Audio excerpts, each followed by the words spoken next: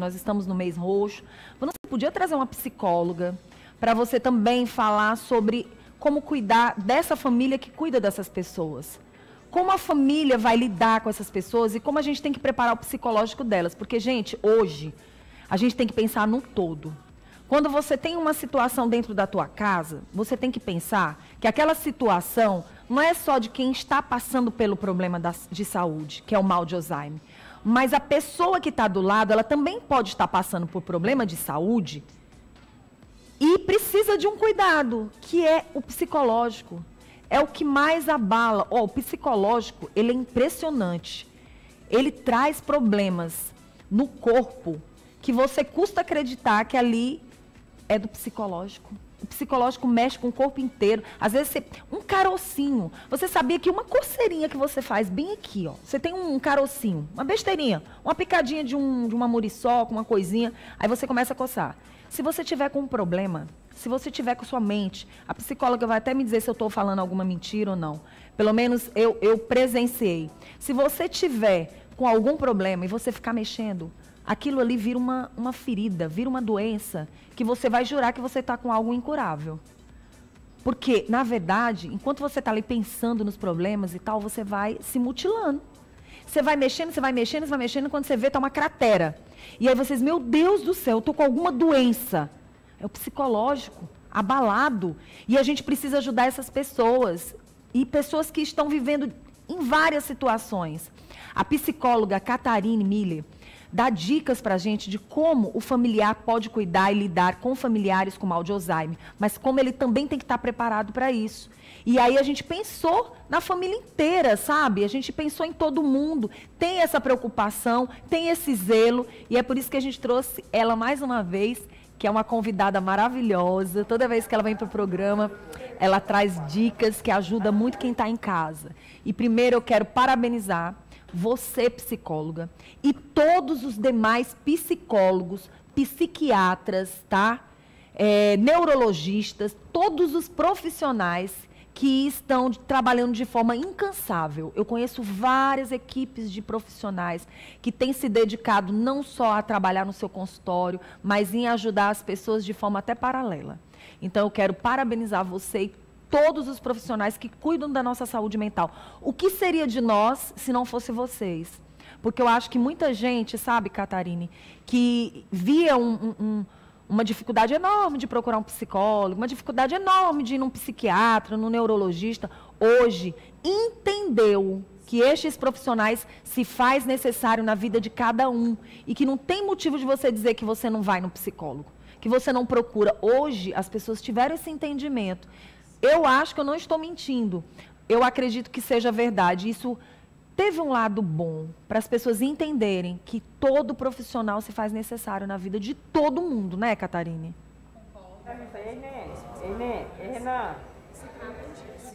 Antes, quando você buscava uma ajuda, seja com psicólogo ou seja com psiquiatra, aquilo era visto como um julgamento. As pessoas escondiam aquilo era um tabu, né? E como você bem colocou, as pessoas agora estão entendendo essa necessidade, né? O fato de que nenhum de nós está imune dessas questões, né? De sofrimento psicológico, sofrimento emocional. E hoje a gente está aqui por uma causa nobre, né? É o Fevereiro Roxo, é o mês da conscientização e informação sobre o Alzheimer. E você colocou o tema dessa entrevista como um ponto muito importante a ser falado, né? Que são as pessoas que estão ali cuidando, né? Dessas pessoas que estão ali doentes por conta da doença de Alzheimer. De fato, Vanusa, os cuidadores, eles precisam de cuidado também, né?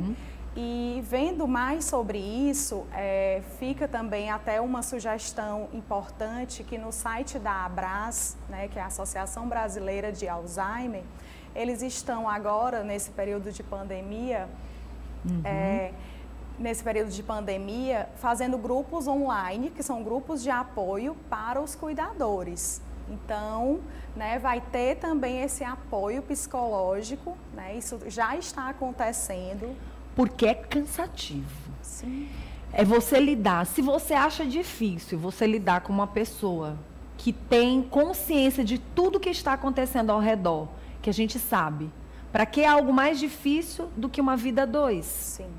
Não é fácil. Todo dia você tem que partir para uma nova conquista. Você tem que estar o tempo todo batalhando ali no dia a dia para estar convivendo bem, para estar convivendo com situações adversas. Sim. Agora, você imagina você ter um parceiro ou você ter uma parceira que tem um mal de Alzheimer, ou você ter uma mãe, né, que passa a ter um mal de Alzheimer, que te pega muitas vezes de surpresa. Sim.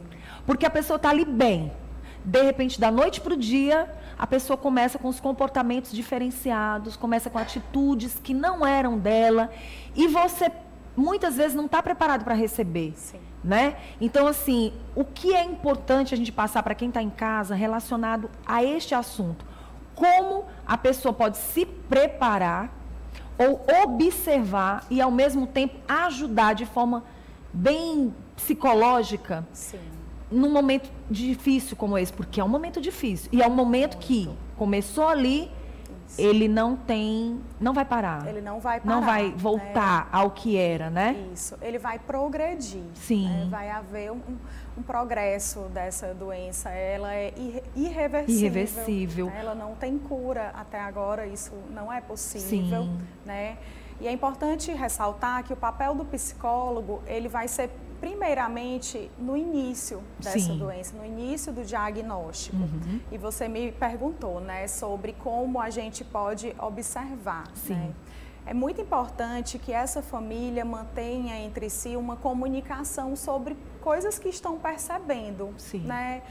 Algumas coisas que podem ser confundidas com distrações, com pequenas distrações, mas que são esquecimentos. Né? Uhum. Quando isso for observado, qual seria o direcionamento, né?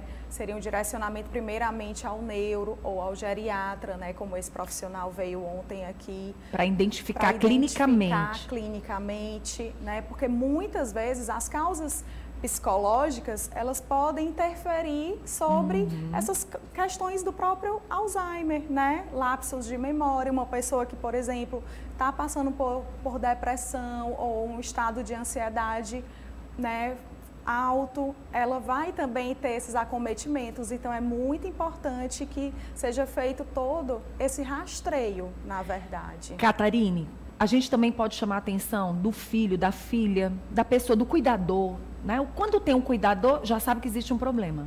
Isso. Mas quando não tem um cuidador, que tem um filho, que tem a filha, ou o próprio esposo ou a esposa, o que a família tem que observar? Eu sei que você está falando nesse lado, mas às vezes tem gente que abandona.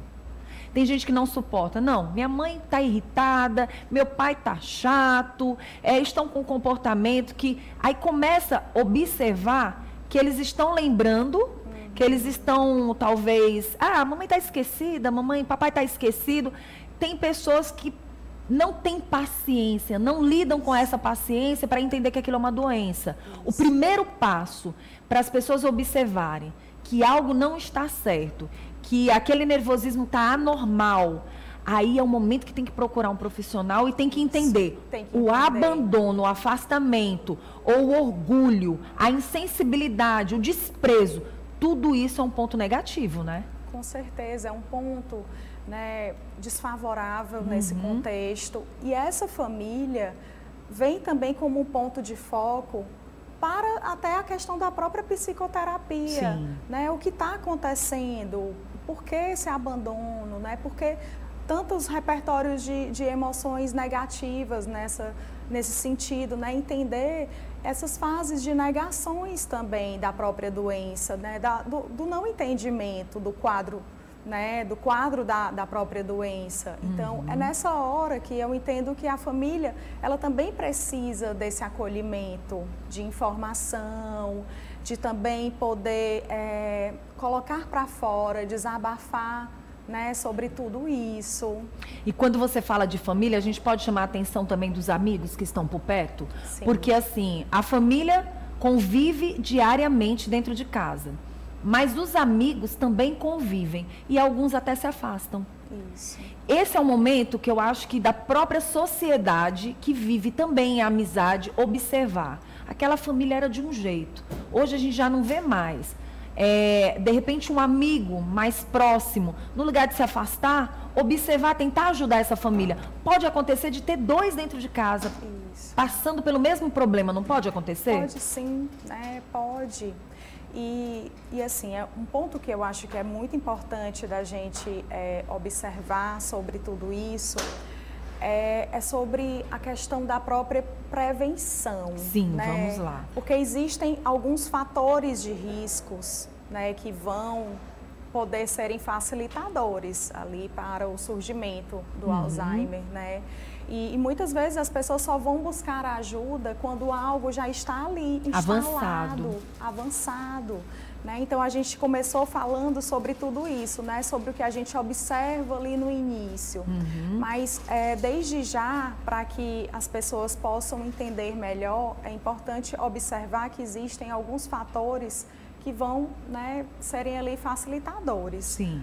Por exemplo, o tabagismo, hipertensão, baixa escolaridade na infância, baixo contato social, esses são diabetes, né? Então, esses são alguns fatores que, segundo estudos, né, perceberam que adiantam bem a questão. Então, assim, quem já passou por depressão, já passa um bom tempo tomando a medicação, porque é triste dizer uma realidade. Tudo tem um tempo. Remédio tem um tempo para começar e tem um tempo para parar. Isso. E a gente sabe que a maioria das pessoas que estão passando por depressão, muitas dão continuidade por conta própria no remédio. Exatamente. E não querem parar mais. Sim. Eles se tornam dependentes desse remédio. E aquele remédio que é para durar no máximo 1 ano, tem gente que já está há 20 anos tomando o mesmo remédio. E ontem o geriatra falou a respeito de remédios de tarja preta, que são altamente perigosos quando eles são passados do tempo certo. Porque o médico, ele te diz o tempo de começar e quando você tem que começar a parar. Sim. Se você estiver buscando esse médico. Porque tem gente que vai para o médico e nunca mais volta. Sim. Ah, deu certo aquele medicamento, então eu vou ficar com ele para o resto da minha vida. E são problemas que você está trazendo para a sua vida futura, né? Exatamente. Precisa dessa psicoeducação também, né? De informação, de entendimento. E os profissionais, eles vão, né, dar esse apoio também. Verdade. Né? E é importante também trazer que, em relação ao Alzheimer, a equipe multidisciplinar, ela é muito importante. Necessária, né? Com certeza. Como eu falei, né? O psicólogo, ele vai ser ali imprescindível no início, né? Seja de uma avaliação neuropsicológica, né? Que é uma avaliação completa de quais são as funções que já estão prejudicadas, quais são as que estão preservadas. A psicoterapia também é outra estratégia. É necessário que seja feita com uma frequência maior, né, essas sessões de psicoterapia, até para que aquele vínculo com o terapeuta seja estabelecido e aquilo, né, não vá gerando um esquecimento também, né, desse profissional, já que se trata disso, né, de uma doença que o esquecimento, né, a perda da memória recente, ela vai estar ali muito presente, né? Então, e o psicólogo vai poder observar, né? E ao mesmo tempo passar para outros profissionais o que está acontecendo. Exatamente. Né? Isso já pode começar da própria infância, algo que você observa, a gente nunca imaginou, mas as nossas crianças estão passando por vários problemas de ansiedade. Muitas crianças com ansiedade. Então, às vezes, você pensa que é uma doença, e é uma doença, mas psicológica. E que tem que ser cuidada logo do início. Para que a gente não venha ter adultos com problemas e idosos talvez nem cheguem à fase da terceira idade. E a gente tem que cuidar do nosso povo. E é dessa forma que a gente ajuda. Faltou alguma dica que a gente pudesse passar para quem está em casa, Catarina? Eu diria, a gente está falando, né, sobre como dar um olhar mais humano, né, a tudo isso. E quando a gente fala sobre uma doença progressiva e irreversível, a gente está falando sobre como vai cuidar do outro, né? E a tolerância é muito importante nesse sentido.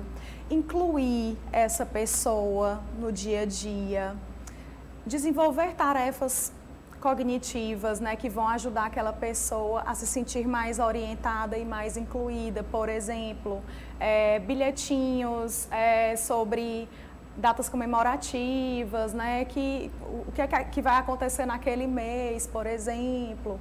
Incluí-la em tarefas do cotidiano, por exemplo, dobrar roupas, né, sempre pedindo aquilo como uma ajuda, né.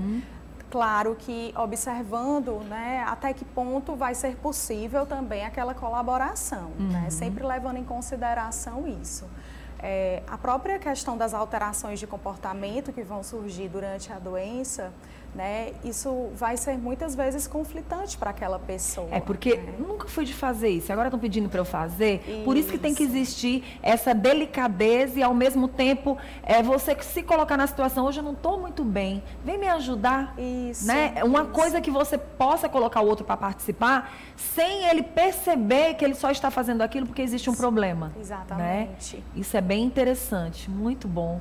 Catarina, eu queria passar o dia todo para a gente falar, para a gente ajudar as pessoas, mas a gente já está ajudando, incentivando você que está em casa. E assim, o cuidador, aquela pessoa que cuida de quem está com mal de Alzheimer, também precisa dar um tempo para a cabeça. Também precisa que você, irmão, você que está ali, chama essa pessoa para dar uma saidinha, inverte o papel, ei, fica aqui, né? Porque se faz necessário também, sabe? Leva aquela pessoa para dar uma saidinha, ela não está ali só para cuidar daquela pessoa que está com mal de Alzheimer. Ela está ali também para ser lembrada, para ser amada, para entender que ela é uma pessoa especial também, porque está fazendo muitas vezes o papel que o outro poderia estar fazendo. Ela é tão importante quanto nesse contexto. Verdade. Quero agradecer. Quem quiser entrar em contato com você, quem quiser visitar o Instagram, como é que faz? Bom, o meu Instagram é catarinemiller.psi.